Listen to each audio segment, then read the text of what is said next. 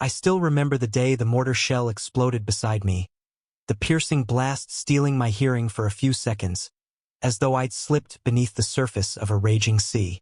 My limbs felt numbed by the shock, and in the aftermath, I clutched at my chest to ensure my heart was still beating. It was, but only just. That day marked the beginning of a long, painful road to recovery.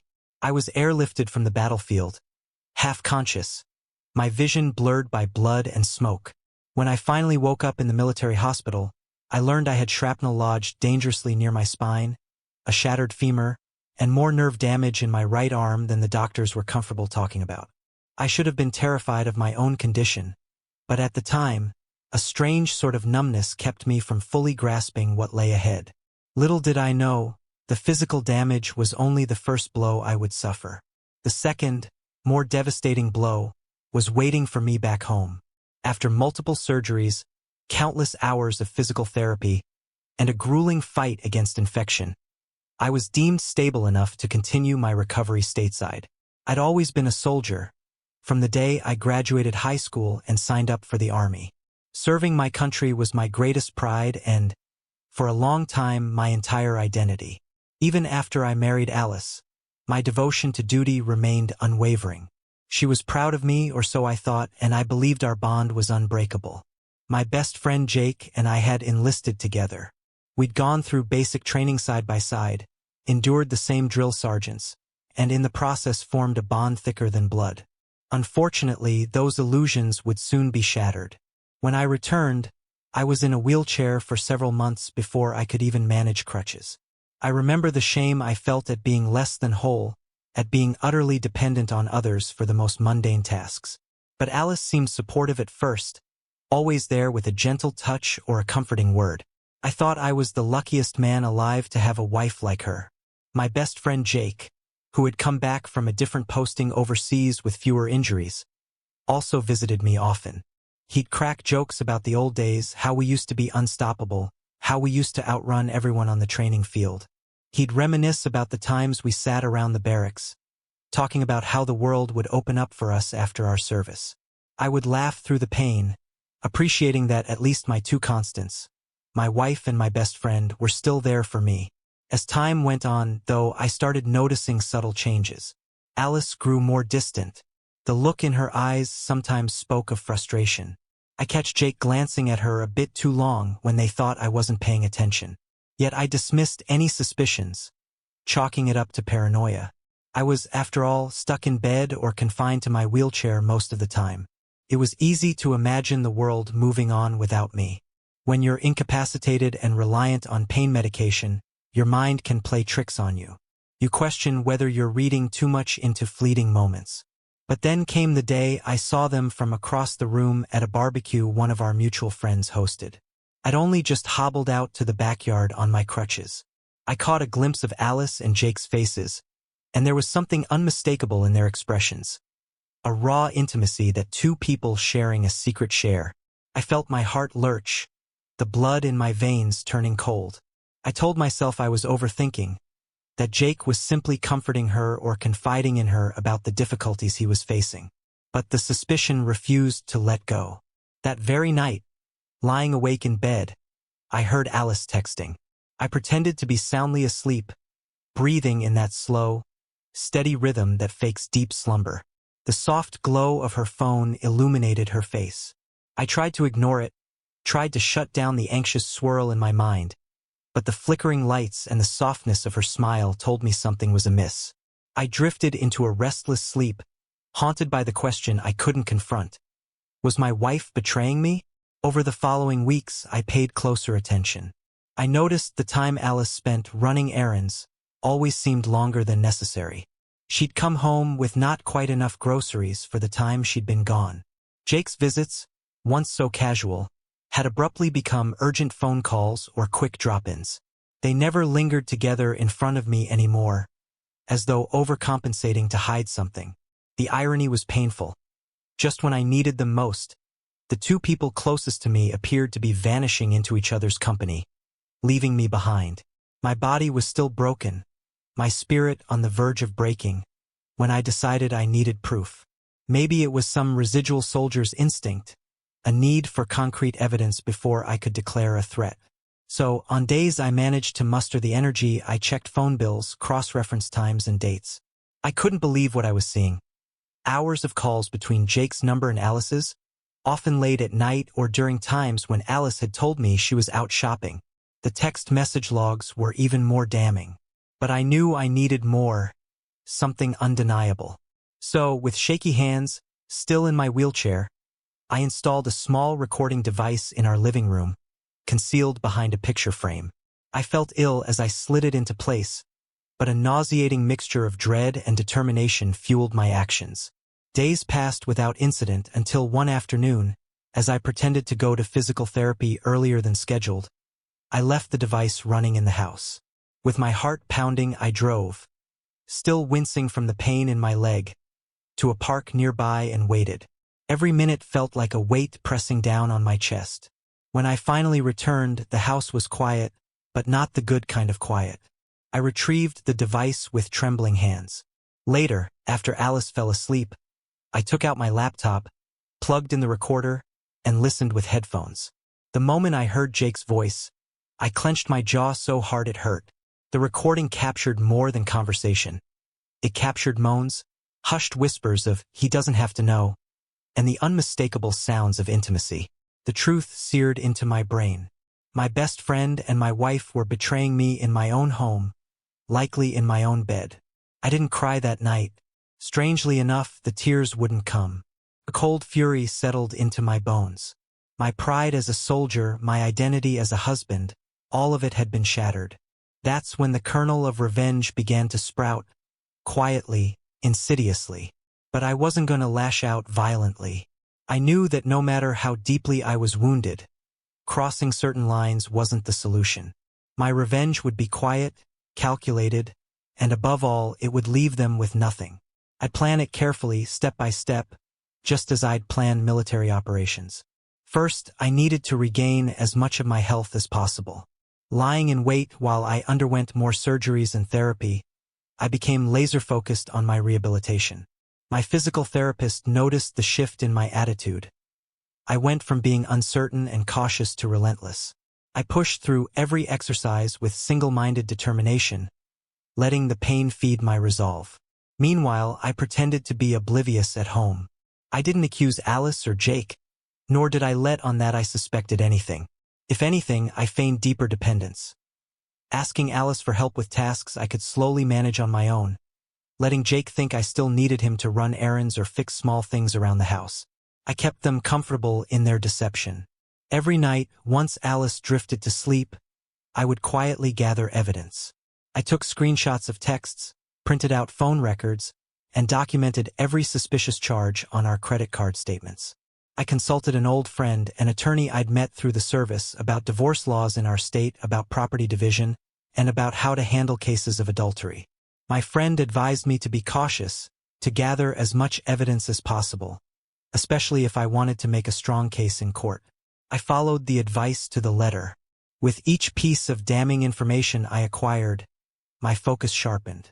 I also made sure to visit a separate doctor, one recommended by my attorney friend, who could confirm that many of my ongoing conditions might require special care. This documentation could play a role in spousal support and settlement negotiations, ensuring that if Alice decided to come after me for assets, she would face an uphill battle. My friend informed me about the importance of financial protection. Though I didn't have vast wealth, I had a modest sum saved, as well as military benefits. I was determined that neither Alice nor Jake would get a cent more than I legally had to give. Alice must have sensed something had changed in me. Perhaps it was the way I sometimes went silent or the way my eyes lingered on her a bit too long, calculating. Yet, every time she asked if something was wrong, I forced a smile and shook my head, telling her I was just tired. She accepted this explanation easily enough, probably because it benefited her to dismiss any concerns that I might be onto her. Jake, for his part, played the cheerful visitor, always slapping my shoulder in that brotherly way, asking how therapy was going, all the while exchanging knowing glances with Alice.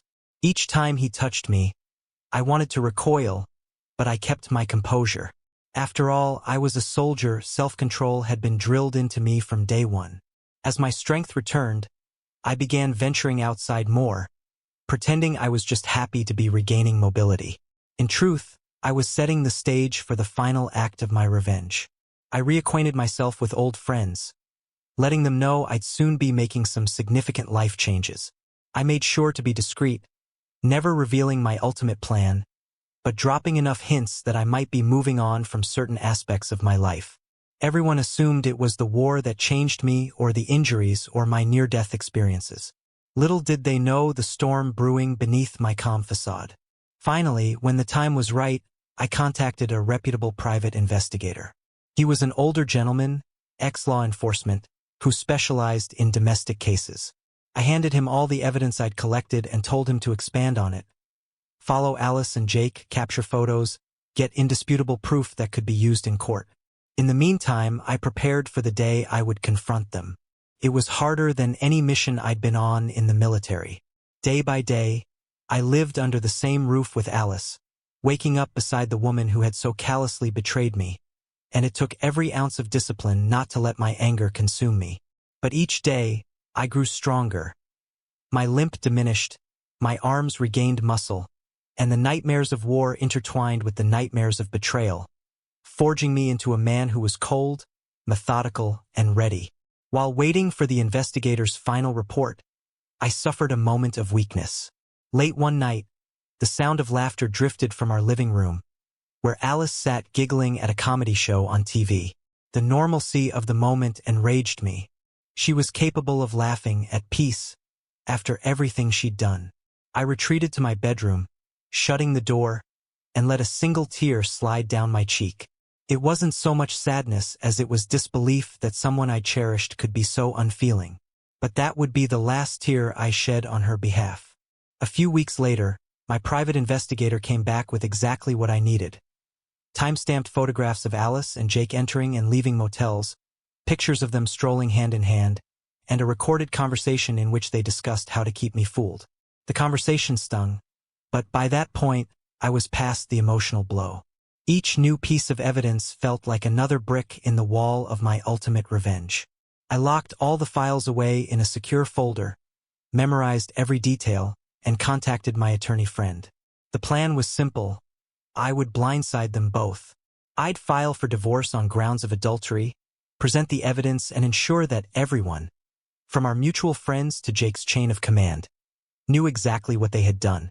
If I learned one thing from the Army, it's that someone like Jake would face significant blowback from such a scandal, especially if it compromised the trust that's so essential in any military unit.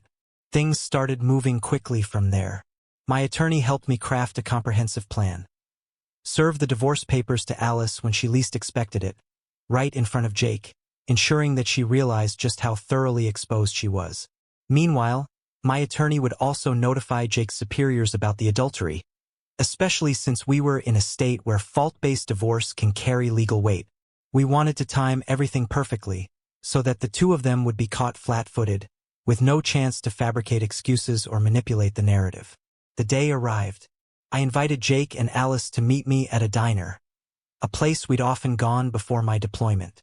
I told them both it was to celebrate my progress, that I was nearly off my crutches and able to walk with just a cane. Alice looked surprised but pleased. Maybe she thought I was just in a good mood. Jake tried to mask his uncertainty with a cheerful grin, but I sensed his nerves. They had no idea what was coming. We sat at a corner booth, my cane resting against the table. I ordered a cup of black coffee and let them order whatever they wanted. I took my time, sipping slowly, recounting a few war stories. Jake listened with a forced enthusiasm. Alice played the dutiful wife, occasionally placing her hand on mine. She had no clue that her world was about to collapse. Then I leaned back and, without warning, slid a thick envelope across the table to Alice. "What's this?" she asked, her eyebrows furrowing as she opened the envelope. Inside were the divorce papers, complete with the evidence I'd meticulously gathered. Photos, phone records, statements from the investigator. Her face went pale and her hands shook. Jake's eyes widened in horror as he skimmed the contents over her shoulder. I watched the reality set in, the knowledge that I'd known all along, that I had evidence that could ruin them both. Jake started to sputter out an apology, or perhaps an explanation, but I cut him off with an icy stare. Alice tried to speak, tears pooling in her eyes, but all that came out was a choked gasp. I let them flounder, their world turning upside down in a matter of seconds, just as they had upended mine. The satisfaction I felt was cold, not the triumphant glee I'd once imagined, but it was enough to see them at a loss for words. I told Alice she had a limited time to move out of the house. I told Jake that I'd be in contact with his chain of command, that I wasn't going to keep quiet about how he had betrayed a fellow soldier. The shame in his eyes was palpable. People in nearby booths were starting to notice the commotion, and the manager stepped forward, concerned, but I assured him it was just a personal matter. In a strained voice, I managed a calm goodbye. I didn't raise my voice or show any emotion beyond a steely resolve. Then I stood, took my cane, and left them both sitting there with their betrayal laid bare on the table. My phone rang incessantly over the next few days. Alice left tearful voicemails begging me to talk, to let her explain. Jake texted, claiming it was a momentary lapse of judgment, that he'd do anything to make it right. I ignored them. My attorney handled the divorce process, ensuring I was protected financially. I quickly changed the locks on the house. Alice did move out, though she left a mess behind. Jake tried to contact me through mutual friends, claiming he was the victim of his own emotions, that it hadn't meant to go so far. I simply cut him off. The legal proceedings were relatively swift. The judge saw the evidence, acknowledged that Alice's infidelity was unequivocal, and granted me a favorable settlement. She was left with a fraction of what she might have gotten if she'd filed first or if I hadn't gathered so much proof. Jake, on the other hand, faced a disciplinary review in his unit once the evidence of his affair with a fellow soldier's spouse came to light. Rumors spread quickly among our old military acquaintances, and the respect Jake once commanded evaporated overnight. The last I heard, he was reassigned and put under strict scrutiny. Though I didn't relish another man's downfall, especially a man I once called brother, I felt a sense of justice served. For a time, I was alone in the house where so many memories, both good and bad, lingered. The emptiness echoed in every room. I focused on my recovery, continuing my physical therapy. Surprisingly, as I let go of my anger, my body began to heal faster. My doctor noted the improvement, and my therapist pointed out that stress can hinder the healing process. The weight of betrayal lifted as I realized that I'd followed through with my plan and secured my future free from their toxicity. Months passed. I returned to my old routine of early morning walks, at first just around the block with a cane, then gradually increasing my distance. One crisp autumn morning, as I rounded a corner, I noticed a small cafe had opened in the neighborhood. The aroma of fresh coffee and pastries wafted through the air. Curious, I decided to step in. That's where I met Emma. She was working the counter that day, a bright smile lighting up her face as she greeted me. We made small talk, and I returned the next day and the day after that. There was something genuine about her warmth, an authenticity that I realized I hadn't felt in my marriage for a long time. At first, I was guarded. My heart was still bruised, and I told myself I was just enjoying the friendly service. But Emma and I began sharing bits of our stories. She told me about her dream of owning her own bookstore cafe someday, her love of literature and music, and how she ended up in this little corner of our city. I found myself revealing pieces of my life I usually kept hidden: the war, the injury, my recent divorce. She listened without judgment, offering gentle empathy without trying to smother me with pity. Over several months, what started as casual chats over coffee evolved into a sweet, tentative bond. During this time, the final steps of the divorce concluded. Alice officially moved on, though I heard through the grapevine that she struggled financially after the settlement. Jake's situation in the military remained precarious. I wanted to believe that maybe they deserved each other, but I didn't dwell on it. My focus shifted entirely to building a new life. I kept going to physical therapy, eventually discarding the cane altogether, proud of my progress. I reconnected with old friends who had distanced themselves out of discomfort during the messy times. They were relieved to see me smiling again, talking about the future. One evening, As I finished my therapy session, I spotted Emma waiting in the lobby with 2 cups of coffee. She said she just wanted to give me a ride home. The warmth that spread through my chest was something I hadn't felt in what seemed like ages. We drove in comfortable silence, sipping our coffees. She talked about her plans for the weekend, inviting me to a small gathering her friend was hosting. I hesitated, not sure I was ready for social events, but her encouraging smile made me say yes. At that party, I met her close circle of friends. Kind, interesting people who accepted me without hesitation. We chatted about everything except the war. It was liberating to not be defined by my injuries or my past for a few hours. Emma introduced me as David, my friend who has the most fascinating stories, and I found myself laughing genuinely for the first time in a long time. I realized that, somewhere along this journey of revenge, I had also been given a second chance at happiness. The weeks turned into months, and Emma and I grew closer. We took long walks, visited museums, and discovered new coffee shops around town. On a whim, we drove out to a beach one weekend and spent the day watching the waves crash against the shore. A year ago, I would have been physically unable to walk on the sand without intense pain. Now, though my legs sometimes twinged, I managed fine, even jogging a bit along the water. The wind in my hair, the taste of salt on my lips, it felt like a fresh start, a baptism in the ocean air, washing away the bitterness of the past. That night, sitting around a small bonfire on the beach, Emma asked me if I had any regrets about how everything turned out. I looked at her, the dancing flames reflecting in her eyes, and I thought carefully. The betrayal by Alice and Jake was devastating, no question. It had nearly broken me when I was at my weakest. But ironically, it also pushed me to rediscover my inner strength, to plan a methodical payback that not only gave me closure but safeguarded my future. Without that event, I might never have met Emma, never have realized that the world beyond war and betrayal could be so filled with quiet joys. So no, I told her I didn't regret any of it. The soldier in me had fought and won a different kind of battle, emerging scarred yet stronger. With a gentle smile, Emma placed her hand on mine. We stayed there, watching the embers glow, both of us comfortable in the silence of shared understanding. Some people might say that revenge never leads to a happy ending, but in my case, it was the path I had to walk to reclaim control of my life. Once I had dealt with the betrayal on my own terms, I was free to heal and grow. And growth, I learned, can sometimes lead you straight to unexpected happiness. A few days later, my lawyer called to finalize the last bits of paperwork regarding my divorce. When I hung up, I felt a wave of relief. All official ties to Alice were severed.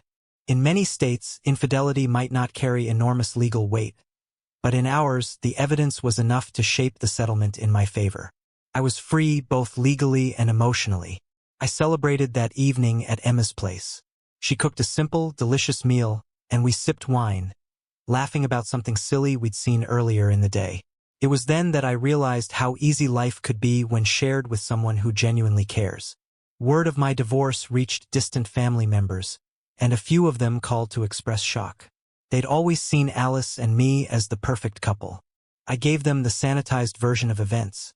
She cheated with my friend, I responded as calmly as I could, and now we were done.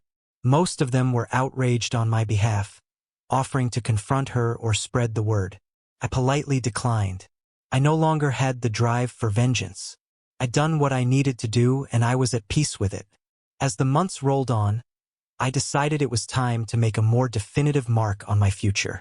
I enrolled in a local college program to study physical therapy, inspired by the dedicated professionals who had helped me regain my mobility.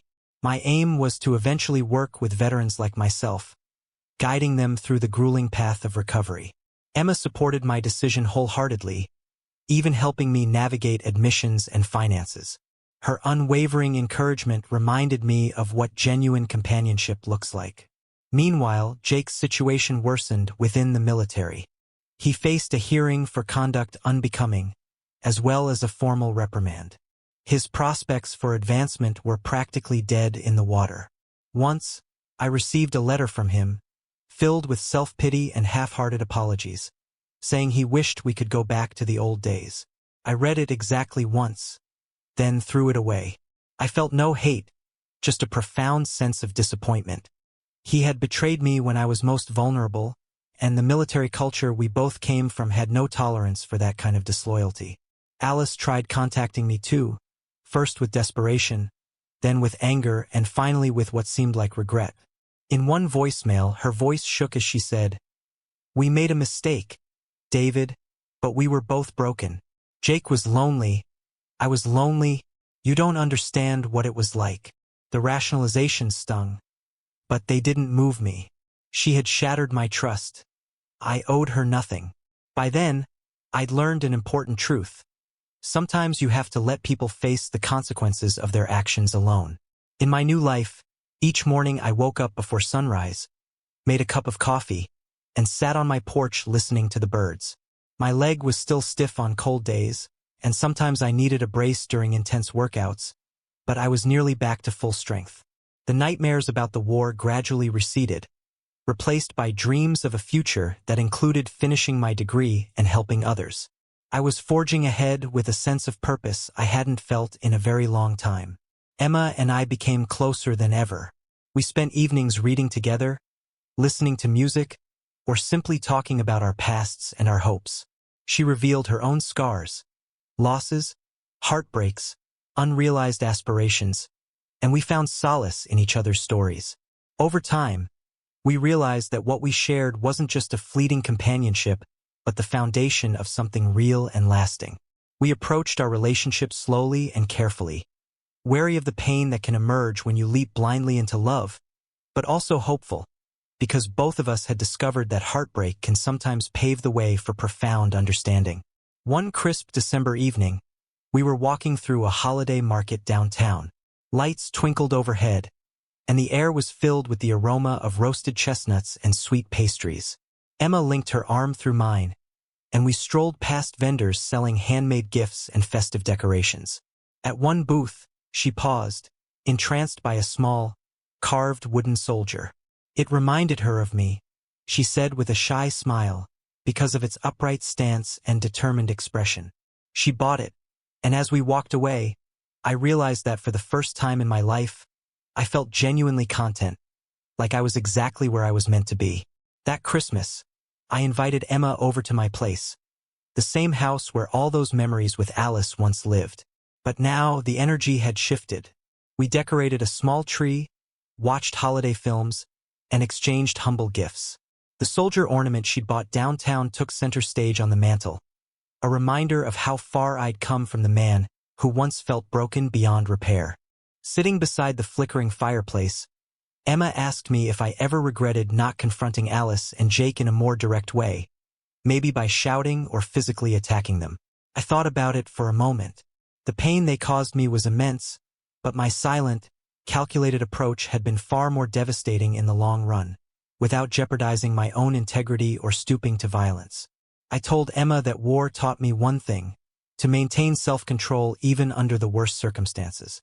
Screaming and fighting might have provided a brief release, but it would have complicated everything.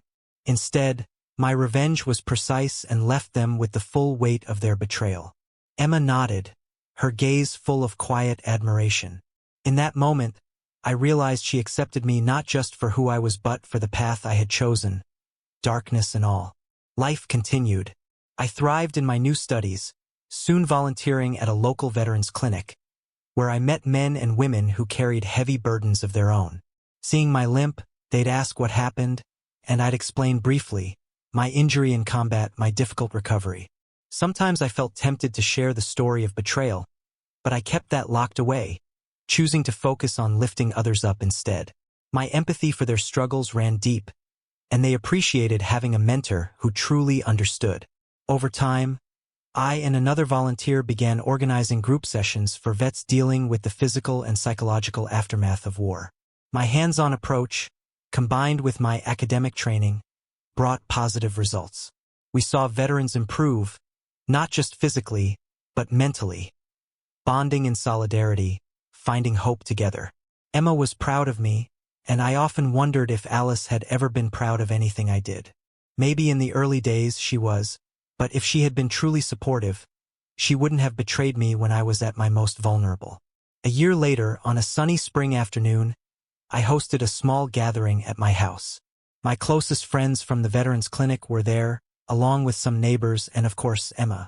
We grilled food in the backyard and enjoyed the mild weather. As dusk approached, someone lit a small fire pit, and we all sat in lawn chairs, exchanging stories. Looking around at the group, I felt a glow of contentment. The isolation and rage I once felt had melted away. I didn't need to broadcast my revenge to the world. It was enough that justice had been served, that I'd preserved my dignity, and that I'd moved on to a brighter future. At one point, one of the veterans asked if I believed in karma, if I thought betrayers get what they deserve in the end. I glanced at Emma, who offered me a soft, knowing smile. Then I answered truthfully. Yes, I believed in a form of karma, but I also believed in personal responsibility. Jake and Alice had made their choices, and they faced the consequences.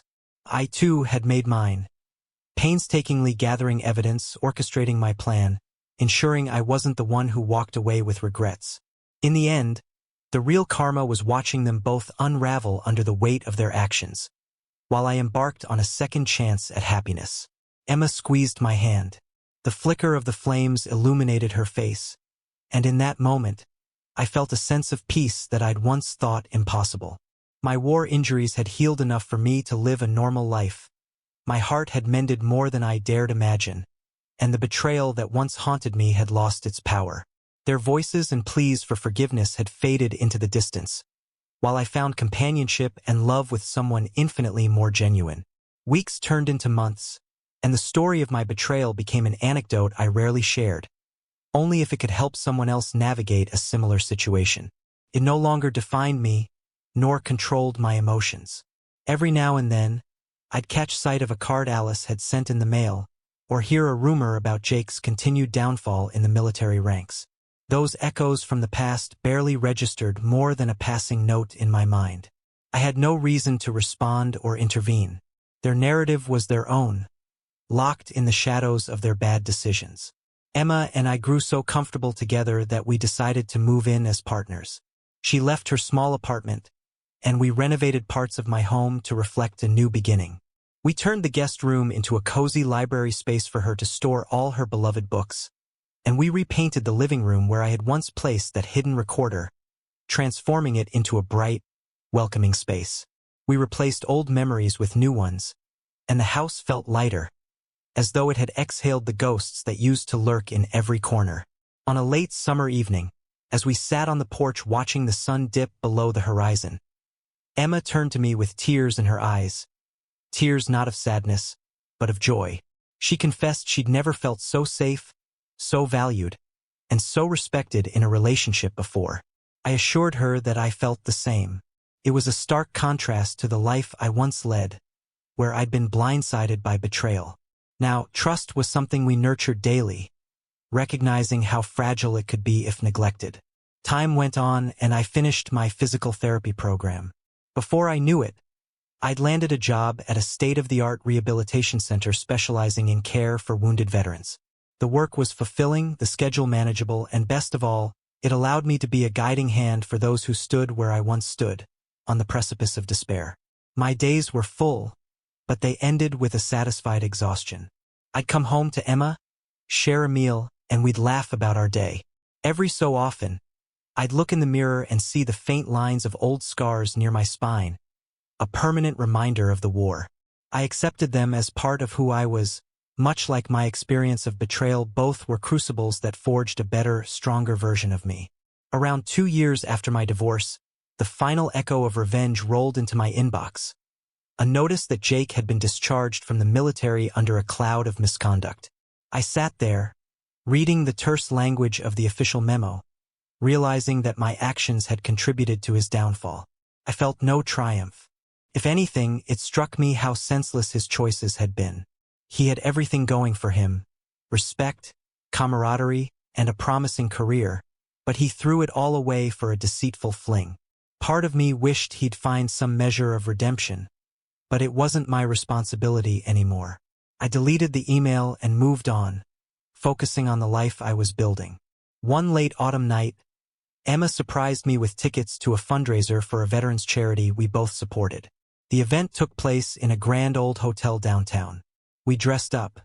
She in a simple but elegant dress, me in a suit that I'd had tailored to fit comfortably around my leg brace.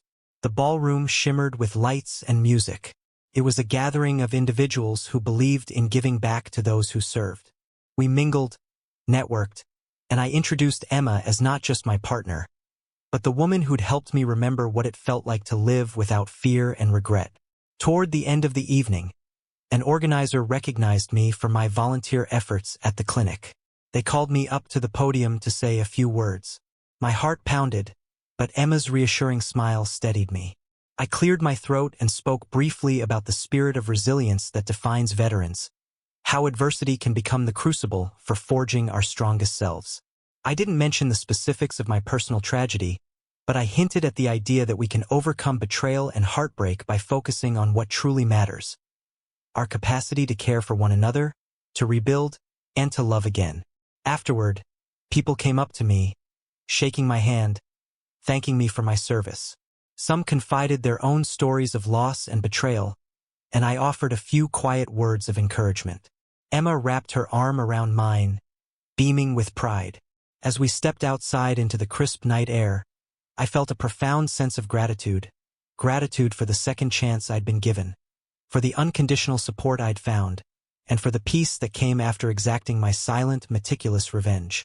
In time, my revenge story became a distant chapter, overshadowed by the chapters of healing, personal growth, and newfound love. I never forgot what I went through. It remained an essential lesson about trust, loyalty, and the consequences of betrayal. Yet, I no longer needed that anger burning in my belly to function. The flame had cooled, serving its purpose, leaving behind tempered steel in my soul. In reflecting on everything that happened, I realized my revenge wasn't just about making Jake and Alice pay. It was also a way to restore my own self-worth, to prove to myself that I wouldn't be a victim forever. Planning and executing it gave me a focus that my therapy and medication alone couldn't provide at the time. Once I reached that finish line, though, I discovered a new race entirely, the race to become the best version of myself. Eventually, I proposed to Emma. It was a simple moment, not a grand gesture. I waited until we were at the beach again, where we'd first truly connected. The morning sky was pink and orange, the waves rolling gently. I knelt on the sand, ignoring the ache in my knee, and offered her a small ring I'd kept hidden. Her tears and laughter filled the ocean breeze. She said yes without hesitation. Later, as we watched the waves, I thought back on the soldier I once was, broken, betrayed, and teetering on the edge of despair. Life had taken a turn I could never have foreseen, but it led me here, to a place of genuine hope and possibility. We held a modest ceremony at a little chapel near the sea, inviting only our closest friends and family. My attorney friend was there, the one who helped me meticulously plan my legal strategy. My physical therapist also attended, tears in her eyes as she watched me walk confidently down the aisle, my limp barely noticeable. The vows Emma and I exchanged centered on honesty, understanding, and unwavering commitment. Not once did I think of Alice or Jake during that day, until late in the evening when I realized how much better my life had become without them. The final piece of revenge, I suppose, was my absolute happiness in the face of their downfall. Sometimes people ask me if I'd do it differently if I had the chance. My answer remains the same: no. I'm not proud of the pain I caused them, but I'm also not sorry for ensuring they reaped the consequences of their betrayal. They struck me at my weakest, but they underestimated my resolve. My silent, calculated revenge stripped them of the power to hurt me further, and once it was done, I found a path forward that had nothing to do with them at all. Years have passed since that tumultuous period. Emma and I have built a life together, filled with shared dreams and mutual support.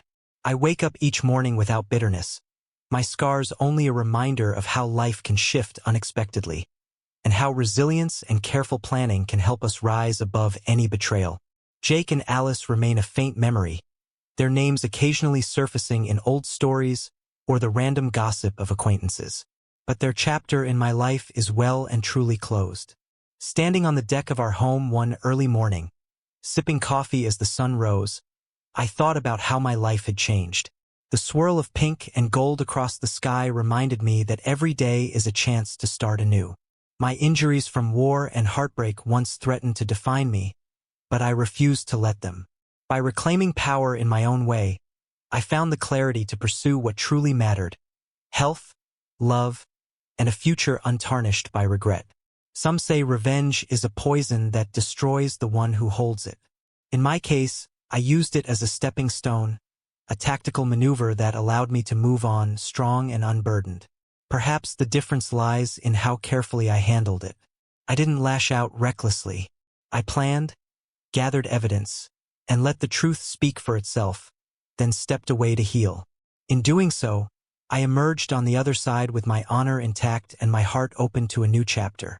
And so, my story ends in a place of renewed hope and quiet joy.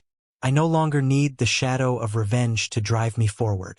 Love and purpose guide me now. The wife who cheated on me while I was recovering from war injuries lost everything she took for granted. My best friend, who betrayed me, lost his career and the respect that once defined him. I, however, gained a life of genuine love and fulfillment. In the end, that is the sweetest victory of all.